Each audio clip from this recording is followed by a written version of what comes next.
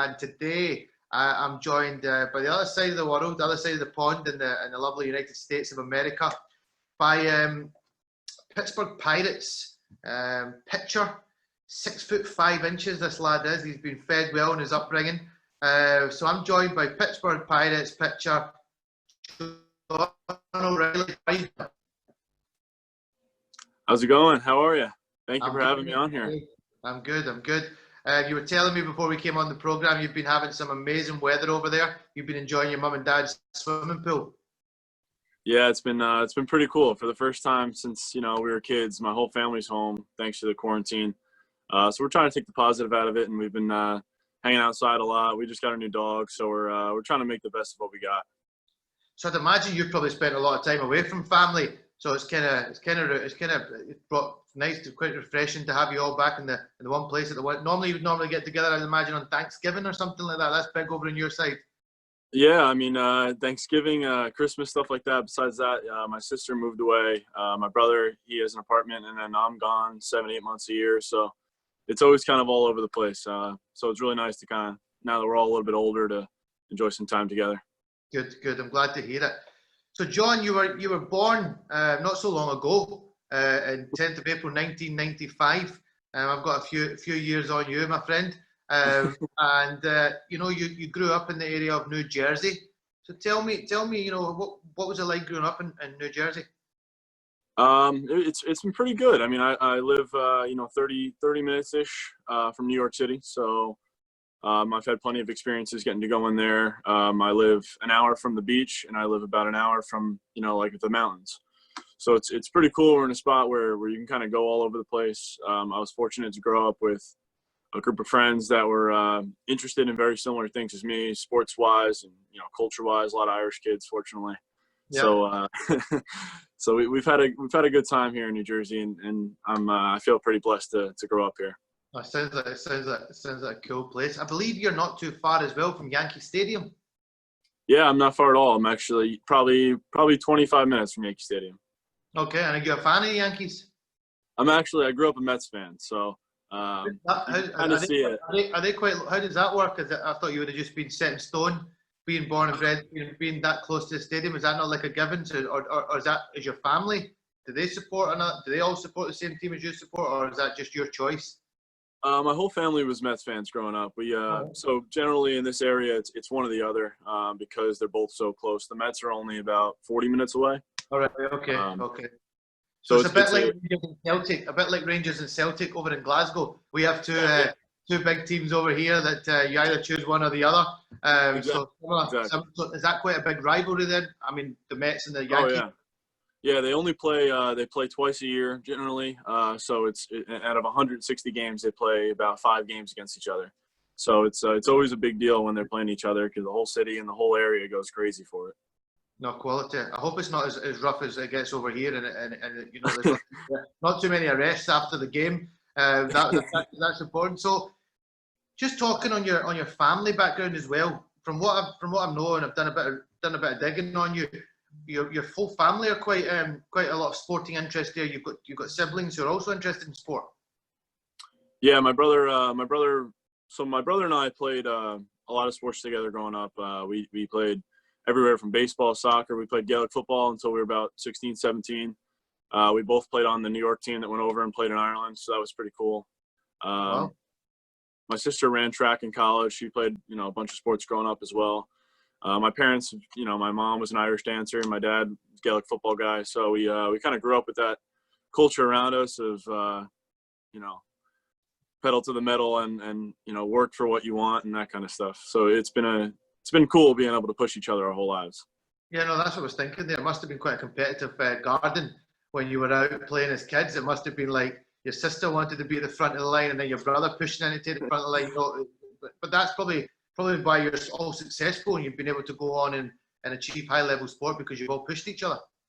Absolutely, yeah. I'm the youngest of the three. My sister's about 2 years older, and my brother's about 4 years older. So I was always kind of like the guy that had to keep up, and I think that's what made me kind of where I am today. Is my brother's older friends would always be around, knocking me down and messing with me. So fortunately now they're all like big brothers to me, and we all kind of made it to a good place. No, that's quality. Really, really good to hear. So you talk about your Irish kind of, you've got your Irish involvement as well. You know, going over to Ireland to play Gaelic football. What age were you when you done that? I think I was around 14 years old. It was like the beginning. It was, I want to say, around 13, 14. It was there's a big tryout in New York where all the local states come and they all try out, and everywhere from Connecticut, New Jersey, New York, all the close states, and it's a battle, and it's pretty cool. I was fortunate enough to make it and play right half back when I was over there, and we had a good time. We were in Kildare, Ireland, but then my dad and I stayed for an extra week or so and traveled the country and saw some family and stuff like that. So how did you find things over? How did you find the competition when you got over to Ireland? Did you get a nice friendly welcome, or was it a tough? Oh yeah, we definitely got a friendly welcome. All right, the town we were playing again, like, so our host families, we lived with families over there for a week. Yeah. We played their club, and when we played them, within 15 minutes of the first game, there was fist fights and we were throwing each other against the ground. And I was like, a kid from New Jersey. I normally play against other kids around here. There was never really any real animosity. But once we got over there, it was shoulders and elbows being thrown at all costs. Yeah, no, the Irish, they don't hold back. But listen, we all need a bit of tough schooling in our youth. I had experience of playing cricket against the Irish, and they never, they were never shy of a word or shy of a nudge here and there. Not that cricket is as a contact sport as Gaelic football, but yeah, they still managed to get in your face. So look, it toughens you up in those ages, I think. So you played early. The sports you played then were baseball, soccer, Gaelic football. Talk to me before we get into the baseball. I just want to know a bit more about the soccer side of things as well. What did you play in relation to that? So my brother, we always grew up playing soccer, and then my brother came to high school, and in America, it's a big thing in high school to play football, American football. Sorry. Okay. And that's kind of the popular thing to do. So he did it, and he played quarterback, and he got a few bad concussions and took a few bad hits. So, my dad and I just decided, I'm going to stick to soccer and stay away from that. And I'm really glad I did, because I went on and I met a lot of really cool people in high school and stuff like that. And I ended up, we won a title at my high school, which was cool. It was the first in our school's history. So I loved it. I met our mutual friend, Mark Torre. I met Mark when we were kids. And Mark has been a great friend of my family and everything since we were kids, so I can't say enough about how much soccer's done for me, both physically and just meeting people and moving forward in life. Well, just to correct you, I said it was soccer, John, but we call it football on over this side. I probably should have said that. while we're on the subject of Mark Torre, what a great man. I played a bit. Mark played, obviously being from Scotland. He played cricket as well. And he just recently started following my podcast a little bit, and he liked what he was hearing. And we got talking, and that just shows you how small this world is. And now I'm sitting talking to your good self. But he's a great man, and I'm blessed to know him as well now, and I'm glad to call him a friend. And I look forward to maybe getting over that side one day and coming over and visiting. So you go into high school, John. At this point, you're still playing soccer, and the baseball. What age were you when the baseball started kicking in? I would say about my sophomore year in high school. So I was probably around 16 years old. That's when I finally started really growing into my body. I was always kind of like a tall, lanky kid. I'm pretty clumsy. I was good at sports, but I definitely wasn't, used to my feet and my hands and all that yet. So I think my sophomore year, I stopped playing. I played basketball as well. I stopped playing that, and I kind of focused on just soccer and baseball. And at that point, it was kind of when I realized, moving forward, my soccer coach would always beg me to play more in the summer, do this and that, and go to these camps. And at the end of the day, I knew my career, my dream was to play baseball.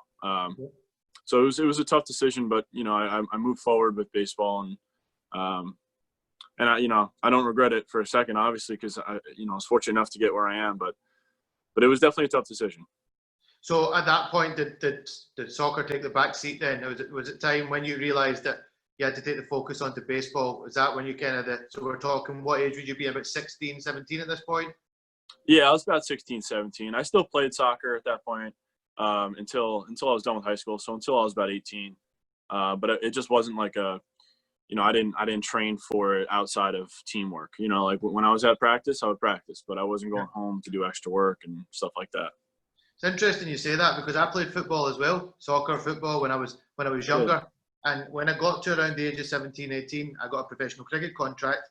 And you have to kind of weigh things up at that point. It's very difficult to continue playing elite level sport in a couple of different sports. Yeah, and absolutely, obviously you knew baseball was going to be the journey. So it's interesting to hear that you had to.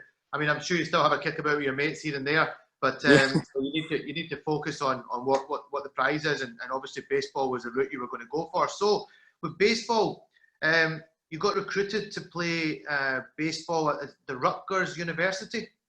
Please. Yeah, so Rutgers is it's a state university of New Jersey. So it's 50,000-60,000 person school. They play in the Big Ten Conference, which is an enormous conference over here. It's a top 3 conference in the country. Rutgers would be a lower tier athletic school compared to those schools, but it's still huge compared to anything else. So when I was getting recruited, there was other schools I was talking to, and I had offers to go to, but Rutgers was an hour and 20 minutes from my house. And at the end of the day, I wanted my dad and my mom to be able to come see me play. Yeah. So it just made more sense for me, instead of, going down to somewhere down in South Carolina or something like that. I stayed in New Jersey and was able to represent, my home state with my family around.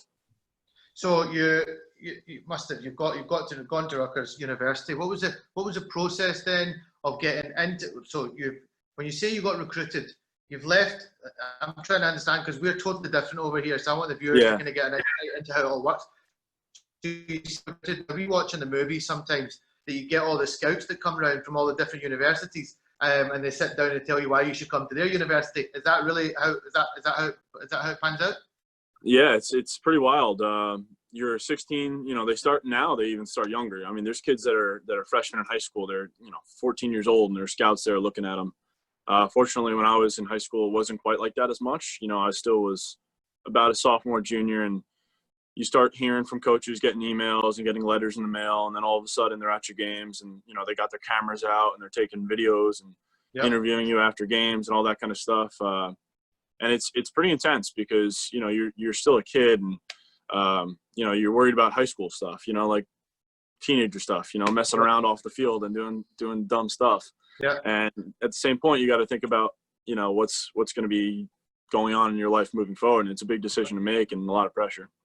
So I'd imagine your parents had a big involvement in a lot of that time as well. Because like you say, you're still a kid at that point.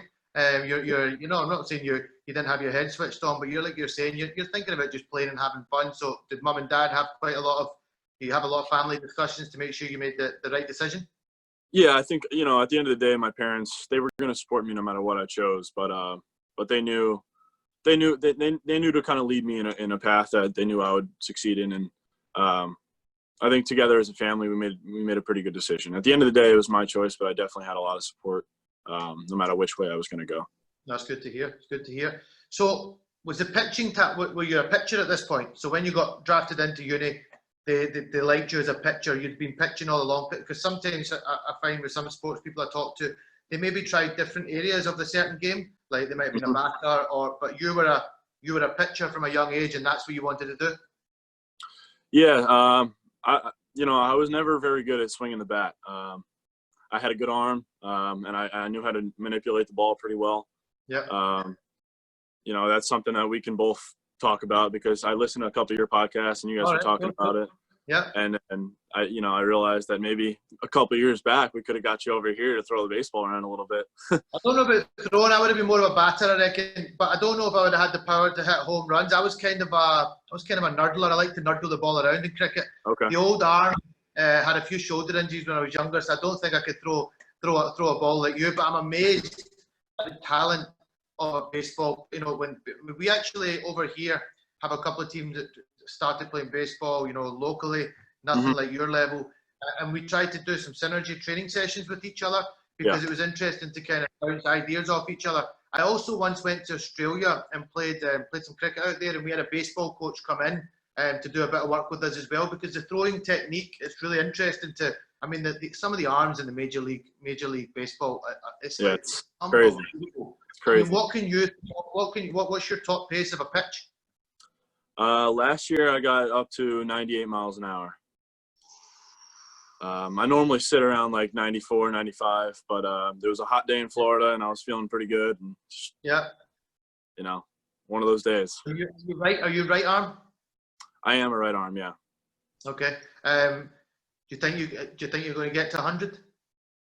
I hope so. I've been, this offseason my goal was to put on as much lower body kind of mass as possible. I was doing a lot of weight training and I gained a couple pounds, and hopefully, it transpires. Obviously, I went down to spring training this year and I was having a really good start, and then we got canceled for coronavirus. So yeah. I don't know quite where I would have went, but I'm not going to, just similar to everyone else in the world, you can't let it stop everything. You got to keep moving forward. So I'm excited to get back and hopefully soon and see if I can get to triple digits. What's the quickest? In cricket, there's a guy, Shoaib Akhtar, that got it up to bowling 100 miles per hour. He just managed to touch that. And, most of the guys kicking around now, maybe they get up to like 93, 94, that kind of pace. But in baseball, who are the top 2-3 pitchers in the world right now, and what can they pitch at? I would think there's a guy that's he's a closing pitcher, so he pitches like the last inning of the game for the Cardinals, and he throws anywhere from 102 to 105 every pitch. And he's got other pitchers that dive and go in all directions at like 90 miles an hour. So he just throws crazy stuff. I think the best overall pitcher in the game, I'm biased because I grew up a Mets fan, but the guy Jacob deGrom on the Mets, he's just lights out, sits 99 with a bunch, probably 6 different pitches, and puts it wherever he wants, whenever he wants. And, he's just something that everyone can. He's a skinny, I think he weighs 170 pounds. He's a skinny, lanky guy, and he's just wiry strong. Yeah. No, what an art it is. So moving on, tell me about your so you had your time at university, then you went to college. Am I right in saying that? So Rutgers it's Rutgers University, so it was my college, and after high school I went there for 4 years. Rutgers. Okay, so 4 years. 4 years there. You got undrafted at one point. This is. Please excuse me with my. Yeah, no worries. This is a total learning course for me. So when you got drafted initially, is that already a financial benefit to you, being in college? So the way it works is if you're in college, you're not allowed to accept any money. Right. Okay. Otherwise, you lose your eligibility to play. Right. So once you decide to play professionally, that's when you have the opportunity to make some money. And so I was when they say undrafted, what it means is pretty much that they went through the draft and my name wasn't chosen. Mm-hmm. So there was X amount of players picked, and I wasn't one of them. So after the draft, I got signed as what they call a free agent, which ended up being good for me because people from the Northeast in the United States are known generally for being like gritty, tougher people. Yeah.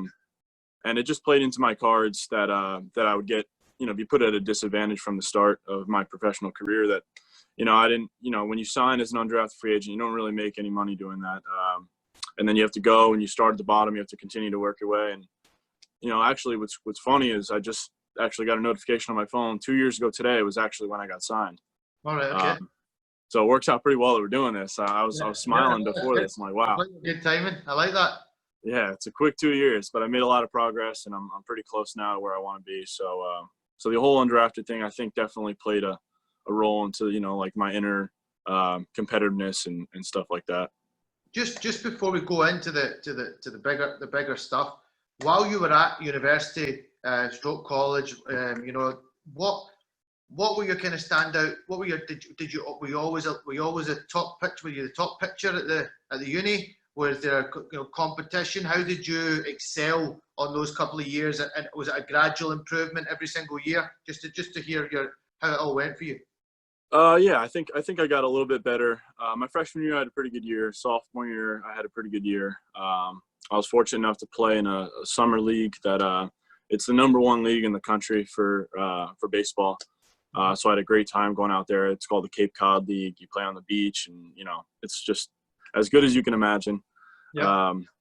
And then after that, my junior year, I kind of stumbled a little bit.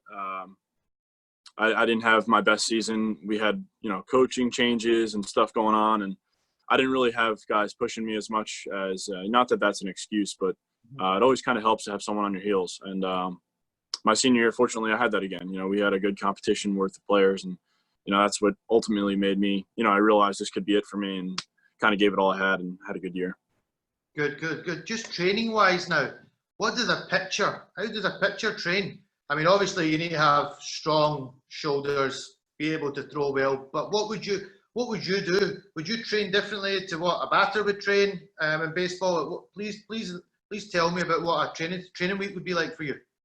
Yeah, I think in baseball, so pitchers compared to hitters, I think the biggest difference would be just overall size. You don't really see pitchers that often that are, all jacked up and look like they can fight a bear. Yeah. Meanwhile, some of these hitters you face, they're giants. Yeah, they look like beasts, some of those boys. Yeah. The guy on the Yankees, Aaron Judge, I saw him in person this year at a game, and I was like taken back by the size of him. He's like 6'8", but I think overall, we have to be more flexible and more nimble, stuff like that, just to be able to make our bodies bend the way we do. Meanwhile, hitters just have to be more power oriented and just overall strength wise, they're just bigger dudes. So what would you do? So flexibility wise, a lot of stretching, I'd imagine. Do you do anything? Like, there's a lot of things out now, like yoga, Pilates. Is that some of the stuff that you would do? Yeah, I mean, I've definitely tried it. I did actually hot yoga for a whole off season, which is pretty tough. Well, yeah, it's hard. I've tried it. I mean, you come out of your sweat after a yoga class, don't you? Yeah, absolutely. It was almost a cheat. Outside the yoga studio, there was a Cold Stone, which is like the best ice cream place around over here. Yeah. So I'd go in and I would sweat, and then I'd come out and get an ice cream. Yeah. But yeah, I would do stuff like that. I mean, I still do some weightlifting, and then a lot of people. Everyone has their own little quirk to make them kind of feel good about it. My brother is actually a physical therapist now. Okay. So I'm fortunate enough where if I'm ever feeling any kind of discomfort or anything like that, I just go to him, and I don't have to go to any doctor or anything, and he just takes care of it. That's handy. Yeah. Does he invoice you at the end of it, or is that invoice free? I buy him a case of beer. There you go. Job done. So you get undrafted from university. How old are you at this point, John? I was 22. 22. You were in a bit of transit, so you're a free agent, you called it. So yep. Is this kind of a bit in limbo at this point? You don't really know what the future holds? Yeah, so there was about a 2-month period where, I was still throwing every day just in case, but I could have very well been it for me. I was looking at different jobs and thinking about kind of where I wanted to go forward and, what I wanted to do. And like you mentioned earlier, a fireman was one of those options where, I took an exam, and I thought that could be something that I could do going forward because, it's a team atmosphere, and it's an exciting thing to do, and it's pretty respectable here. So, it was something that was pretty cool for me, but at the same point, I had interest to, when you live next to New York City, you kind of want to experience working in there and living in there and kind of seeing what it's all about. So that was another, option I was considering. Yeah. So still pitching, still the call then comes, or I don't know how it comes, a call or somebody approaches you or a scout comes to you. And am I right in saying that was when the Pittsburgh yep. Pirates came chapping on your door? Please tell me how that all came about and what went down.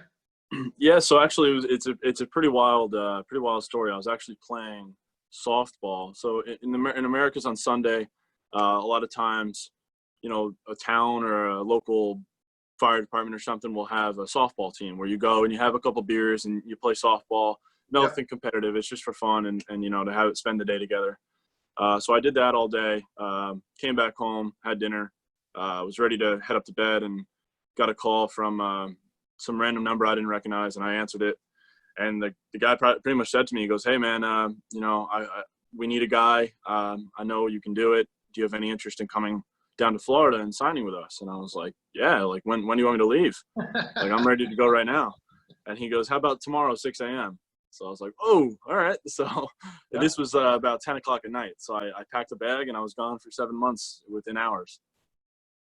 Mate, it's amazing, isn't it, how quickly life can change by Yeah. a phone call like that. So you get a call. I'm assuming you go rush downstairs, tell your mum and dad that you've had the phone call and you're off to Florida. How does the family feel about that at the time? Everyone was, my sister wasn't home, so I had to call her. But everyone that was home here, we were all having we were beside ourselves because it was something that, they always knew was my biggest passion was to play professional baseball. And besides that, it was kind of sad after everything fell, after college and I didn't get picked up and I was nervous that it was going to be it. So, I called my sister and I told my brother and my parents, and sure enough, some of my friends found out and they came right over to my house, and it was a late night before an early morning. We'll put it that way. No, I can imagine. So you get on, you travel. How did you travel down to Florida then? They flew me down the next morning. So I got a flight at 6 a.m. and I was down there by 9. Okay. And I was on the field by noon. Wow, bloody hell! That's so you managed to have a celebration party, get a couple of get packed, get on a plane, and here you are. So what was it like, John? First time walking out to the field. I mean, I'm assuming you knew. I'm assuming you're a fan of the game as well. You knew who all these guys were. You knew who you were going to be training with. What was it like walking out there to meet all of them? It was pretty surreal for me. It's the only way I can explain it. I was like a kid, kid walking into a amusement park for the first time. It was like it was really cool. It's something I'll never forget. I showed up in like a nice collared shirt and like suit pants, and everyone else was wearing like shorts and t-shirts, and they're like, "Who the hell is this guy?" And I didn't know. I didn't know. I didn't know. You meant well. You were obviously trying to make a good impression. Your mum and dad have brought you up well, so you're turning up trying to be. So did you get a couple of one-liners from a couple of the boys when you arrived then? Oh yeah. They still, I still get we have people called pleats, and what pleats do is they pretty much manage the team, everything from hotels and flights and all that kind of stuff. And they keep messing. The kids always call me. They act like I'm a pleat because I showed up dressed in like a suit the first day. So I won't hear the end of that one anytime soon. But it's all right. I doubt you will. So what were you thrown right into the deep end? What was your kind of first week? What was your first week like down there? So my first week was pretty crazy, pretty hectic. It was a very firm schedule, a lot of meetings, a lot of stuff like that. We actually, right after the season, we had like a rookie camp in which they did all these we had Navy SEALs come in and train us to see if we would break. We had them interrogate us in like a dark room to see if we would break. I guess they were just seeing the kind of character of who they signed, and there was about 40 of us. Mm-hmm. So it was cool. It was a cool experience, and it was crazy, but it was cool. So did you do the physical side of things as well? Were you put through like really intense? I mean, I've seen from the outside a couple of times the Navy SEALs putting people through their kind of drills. So was it like all that kind of running, crawling underwater, crawling under the nets, getting shouted at while you're doing it? You've done all of that stuff? Yeah, we did it for a week straight. We actually we rowed out to an island, and we had to live out on the island for like 2 days, and then we rowed all the way back in. And when we got back, they sprayed us with a hose and had us roll around in sand just so we're uncomfortable, and then we had to do all these drills. And it was, for me, I loved it because a military was always something I was interested in doing. Baseball obviously took over, but if it wasn't for baseball, that was another thing that was, it held a pretty big spot in my heart. So I was excited to do it. I was ready to go. And fortunately, I felt like it was a place where I can kind of put myself ahead of the other guys. Did you see some boys break there? Obviously, you're not going to name anybody, but did you see some guys? Oh yeah. More people than you would imagine. I mean, these are top tier athletes, and they're, pretty strong guys, and certain guys bailing out of certain events and throwing up everywhere. And, one kid was crying. So it was. I was going to ask you, did anyone cry? I mean, it's easily done, and it could happen out there. I mean, they don't take it easy on you when the Navy get involved. I mean, it must have been proper. And then I think if you start crying, they'd probably just stick it into you even more at that point. Yeah, because then it's just like a knife through your manhood, Yep. It was tough, but I loved it. So you made it through. So did you find that probably what they were obviously trying to do there was test your mental strength, knowing that you could be in in a real high pressure situation come next season, in front of a hostile crowd or whatever, and they wanted to see if you had it. So when you came back from that, what did the kind of the pre-season? Do you have a pre-season then the following year, or how did it work moving forward?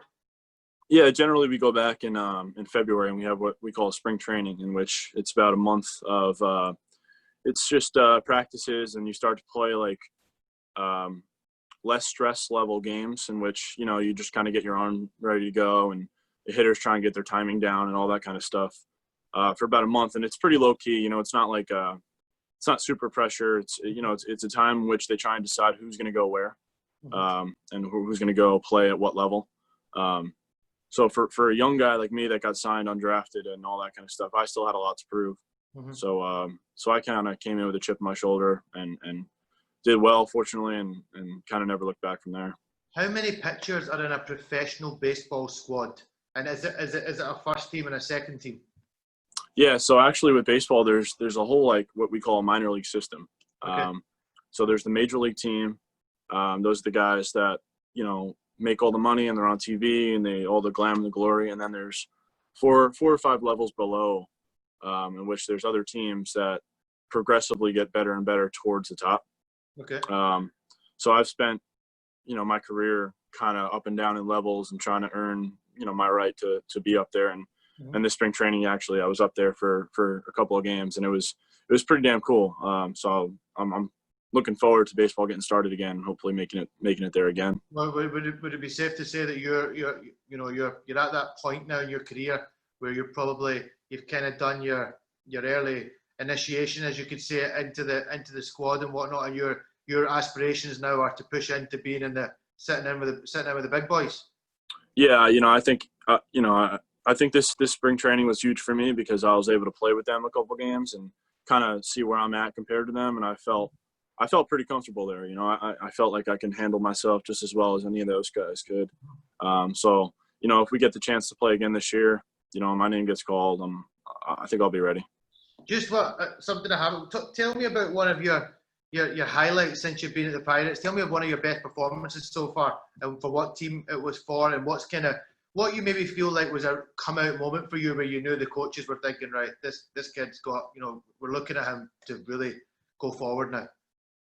Yeah, I think my first spring training was really big for me. When I got signed out of college, I was throwing maybe like 90 miles an hour, 92 sometimes.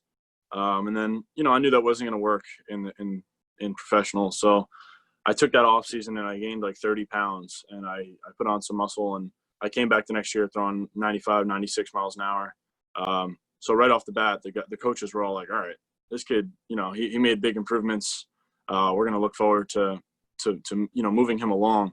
Yep. Plus, I'm no 18-year-old kid.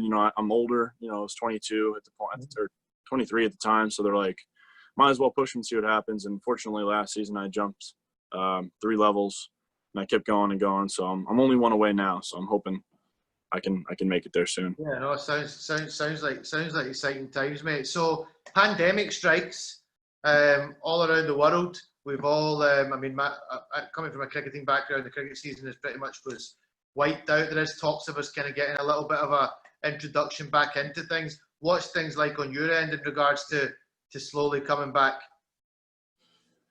Yeah, things are getting better and worse at the same time. Up here, New Jersey has gotten a lot better because we were hit really, really hard from the start. Just because New York City is so close. Yeah, New York City got hit bad, mate. Like from our end here on the news and whatnot, it got hit really bad. So have you felt the effects of that? Oh, absolutely. I mean, we still don't even have restaurants and bars and stuff like that open. Everything's still closed, which is a good thing. People, are taking it pretty seriously. You go anywhere, everyone's wearing a mask and all that. My family's pretty much been on lockdown for the past couple months. My brother is as a physical therapist and fireman. He goes out and still does what he has to do, but everyone else is home. Besides that, Florida now, so like Florida and states like that, now they're getting affected pretty bad. So although it's getting better here, it's getting worse there. So I think our country's kind of in trouble here because although like people up north want to go out and kind of get things back to normal, down south is just getting hit. So it's kind of we're at a point where everyone's still got to kind of stay calm and stay home for a little bit longer, and then I think things will get okay. And have you had any involvement still, i.e. via Zoom calls or anything with the squad and with the coaches? Because mental health and everything is a big challenge for a lot of people during this kind of thing, and keeping you. I mean, some people could quite easily just go off the ball and let themselves go a little bit, and that's not really what you want to do when your season's coming back. So has anything been in place for that? Yeah, I think my organization, every organization's different. Fortunately, the Pirates, they put a lot of emphasis on player mental health, and we have a whole department that reaches out to us as well as our coaches. They call about probably every 2 weeks. They have a training program for us too on our phones. So we have they've given us plenty of opportunities to kind of keep things as normal as possible. Mm-hmm. And then obviously at home too, you have people that push you. One of my best friends since I was a kid, he's an accountant, but he played baseball in college, and he's my throwing partner every day, and we work out together every day. So if I didn't have him, I'd be in trouble. Listen, keep him tight, mate. Keep him tight, because when you start making big bucks, he'll be handy. He'll be handy to get accountancy fee down. Well, so that's you've got it all sorted there, John, mate. It's time to get the millions rolling in, and he'll keep you. Just keep an eye on him though, because accountants can be slippery. I'll tell him today. Tell him, make sure you do, please. And so moving forward, what are the goals of John O'Reilly? What are the aspirations? What do you want to go on and achieve? Honestly, my dream since I was a kid, I always said if I ever made the major leagues, my first game, I want my whole family and all my friends and all like that to be there. So, my family jokes about it sometimes, but I don't dream about having, that crazy car, that huge house or something like that. My whole dream has always been, getting 2 buses from my town and filling them up with my people and bringing them out to a game, my first game that I pitch, and having them all there. And although it might seem kind of silly or whatever, it's always been something I've always wanted to do. Listen, I really hope I can do it. Nothing silly about that at all. It's quite refreshing to hear, actually, that the passion is still there. I think too many people think about the money. Look, something I've heard a lot along the way is money will come if you keep the passion and you keep the drive. Yeah. The money will follow. And you seem like you've got your head very much switched on, throughout your journey. And I think you're going to have a really bright future, and I'm sure you'll make the big bucks. You've got the accountant ready. But listen, I hope that happens. And if you could please keep me posted of when that's happening. I might not be on the bus, but I'll certainly be following you. Hey, you might have to come over and maybe you and Mark will be on that bus. I'm already on Mark's case about getting over. He keeps putting pictures on Instagram of him sitting on the beach, and I'm getting really, really irritated by this. So listen, maybe I will need to come over and be on that bus journey. When do you think realistically that's going to happen? With this season being up in the air and everything, I don't even think fans will be there. I would assume that's going to be next season, so probably next spring. Next spring. And do you think it could happen that for you personally, that's realistic? Obviously, pandemic and everything else and crowds coming back, you can't control that.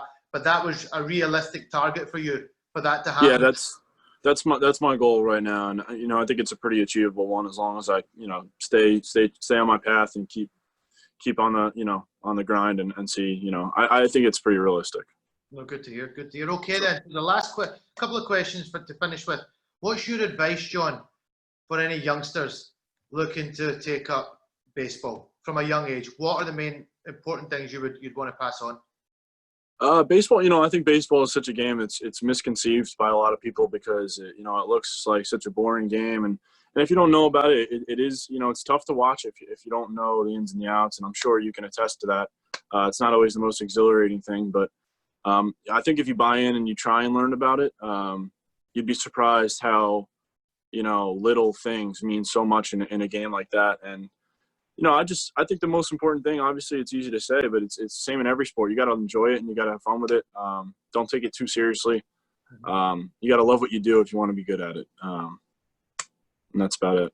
Yeah, no, you speak to sports people across all formats, and that seems to come up regularly, like the enjoyment factor. I think sometimes I've seen it firsthand. Some people put too much pressure on themselves. They take the enjoyment factor out of the game, and it's hard to perform when you're no longer enjoying it. It's like being in the classroom. Me sitting in a science class, I hated science at school, I didn't enjoy it. I never ever excelled at it. Take me out to the sports field, and I was buzzing to play all different sports. So Yeah. that seems like a message across all sports, whether it's baseball, basketball, cricket, football. Enjoyment, enjoy the sport. If you're not enjoying it for a lengthy period of time, it's probably time to find another sport, I would imagine. Yeah. But no, look, it's been really cool to catch up with you. I put this out there. I know very little about baseball. Like I said at the start, I know about home runs. I know about you trying to strike people out. I know about the guy that stands behind with the mask, just like in cricket, and with the wicketkeeper, and he tries to wind the batter up. Same thing happens in cricket. There's some hand signals that go on between the pitcher and the catcher. But the skills that are involved in baseball are unbelievable. The throwing arms, the catching. I find it amazing when they jump up to catch it before it goes into the crowd. The crowds that come out to watch Major League Baseball are incredible. And look, I wish you nothing but the very best. I think I'll be following very closely now and looking out for you, making some big strides. And listen, keep a seat warm on the bus. I will try my best to be over on that journey. And thank you very much again for joining me. Thank you so much for having me. I really enjoyed it. At first when you and Mark reached out, I was, I was excited to do it, but I really didn't know what I was getting into. And then I listened and watched to a couple of your episodes, and I was like, all right, this is gonna be a lot of fun. So, I'm really fortunate that you allowed me to come on here, and I'm thankful for it. Thank you. Listen, thanks for coming on, buddy. You take care of yourself. All right, you too.